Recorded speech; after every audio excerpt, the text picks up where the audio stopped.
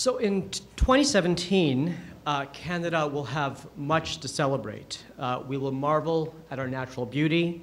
We will cherish our peace and prosperity. We will take comfort and pride in our laws and institutions. We will define ourselves by our generosity and our civility, and we will be astonished by our breathtaking diversity. But in 2017, Canada must do more. Nations do not remain great simply by rehearsing and celebrating their past achievements.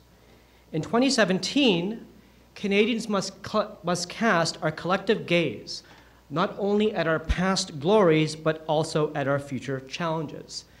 Let us never forget that in 1867, the framers of this Constitution were focused on the present with an eye on the future, and we must do the same. So what are these challenges? Well, I think that we know two of them, and I won't discuss them in any length.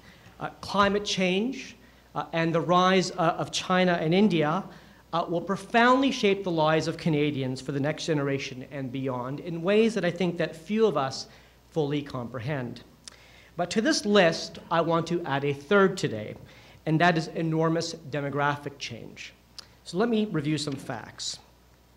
So first, Canada's population grew enormously over the 20th century, but this growth is increasingly and disproportionately concentrated in certain provinces.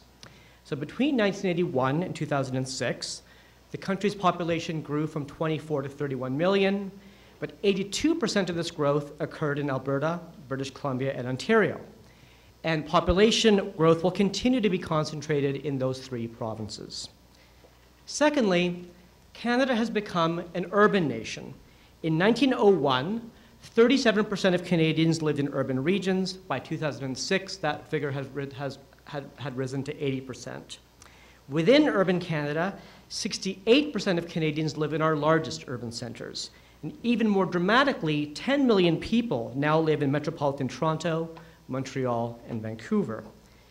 The rise of urban Canada has been fueled by international and internal migration. Nearly 3/4 of the immigrants who arrived in Canada between 1991 and 2001 settled in Toronto, Vancouver, and Montreal. But it is often overlooked that the migration of persons born within Canada away from rural to urban areas has been an equally dramatic trend in the last 20 years. Third, Canada's population is aging. In 1946, Canada's median age was 28. By 2006, it had risen to 39, and it is projected to continue to rise to between 45 and 50 by 2056. As a consequence, Canada's dependency ratio, that is the number of persons not working age for every 100 persons of working age, will increase rapidly. In 2005, this was 44.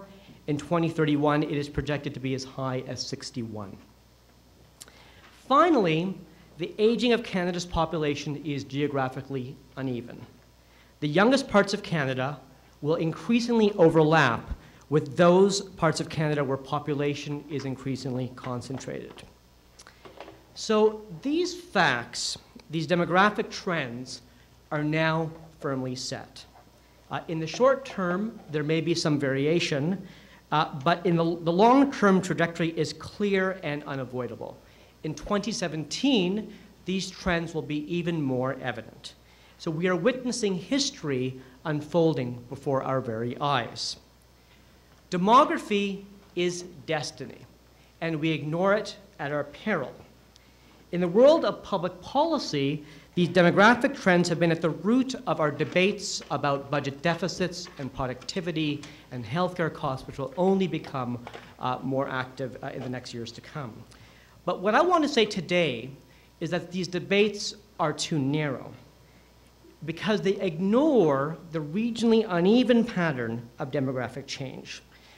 And so if we link demography and geography, the questions we will have to address in the next 50 years are not just about fiscal and economic policy, but they are constitutional. So one of the major, and I would say perhaps even the major question for constitutional politics in the 21st century is how our institutions will respond to these profound demographic change. At the most fundamental level, the question will be this: will votes, political power, and public expenditure follow people as they make choices about where to work and live and raise their families, and in the process, fundamentally alter the geographic distribution of Canada's population? In 2017, it is this question which we must begin to discuss. Do I have the answers? Of course I don't. But it is a question that I think is already forcing its way onto the political agenda. Let me quickly mention two examples. And these both arise from the area of political representation. So as you know, there are complex rules that govern the allocation of seats in the House of Commons, both across provinces and within provinces. And these rules are increasingly producing enormous disparities in the sizes of ridings. Ridings in BC, Alberta, Ontario are significantly larger and have more people in ridings than in other provinces. Within every province, urban ridings are far more populous than rural ridings. These variations are deliberate. They are designed to protect the minority of voters who live in smaller provinces and rural areas. However, they are producing a House of Commons that is increasingly at odds with the principle of one person, one vote. As population growth continues to be concentrated in precisely those provinces where the ridings are the largest, this gap will grow considerably. And the failure to grow the House of Commons has had the unfortunate consequence of contributing to unstable parliaments. Another area of controversy is Senate reform. It's been long proposed that we clothe the upper house with some degree of democratic legitimacy, either through elections or more recently through consultations. But democratic legitimacy isn't the only issue. The other issue is regional representation. BC and Alberta, very fastly growing provinces, have long argued that the distribution of Senate seats in the current Senate reflects a time when the Western provinces were much smaller than they are today. But Ontario, which historically has been absent from these debates, has made a new and dramatically different point. So what Ontario says now is this: when the Senate was designed, no one contemplated that a single province would have 40% of Canada's population, a proportion that is projected to increase well into the next century. Now, in every federation, an upper chamber is structured on the basis of a principle of representation that is different from one person, one vote. But we must turn our minds soon to crafting an upper chamber that reflects Canada's great population asymmetry, especially if we democratize the process for selecting senators. Finally, let me consider cities. Cities are creatures of provincial legislation and traditionally have been viewed as minor players in public policy. But for major metropolitan centers, that perception is changing. Global city regions have a central role in economic prosperity in the information age. So should we begin to think of major urban areas as a third order of government?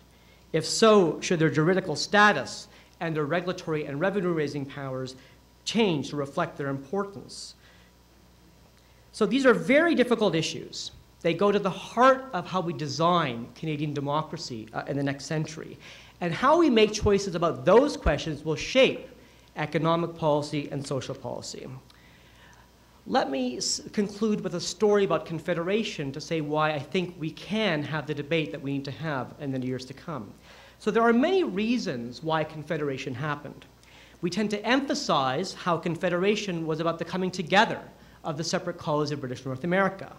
But it also involved the division of one of those colonies, the United Province of Canada. As you know, that province was created in 1840 through the union of Lower and Upper Canada.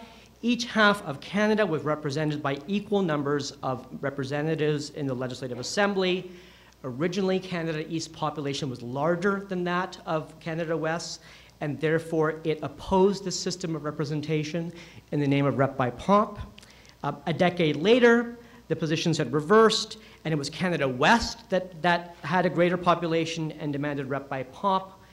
Disagreement on this basic issue ultimately led to the deadlock in 1864, and a new constitutional dispensation was needed to break this deadlock.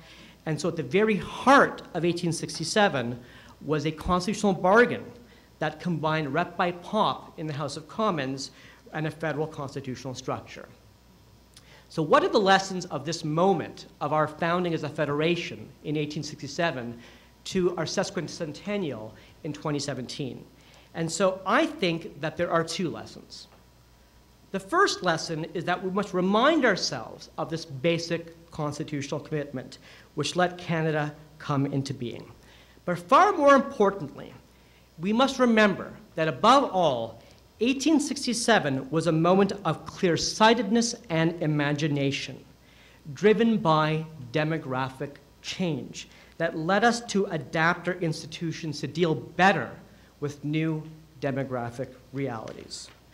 In 2017, the best way to celebrate this achievement would be to follow the example of the Fathers of Confederation and to be clear-sighted and imaginative yet again. Thank you.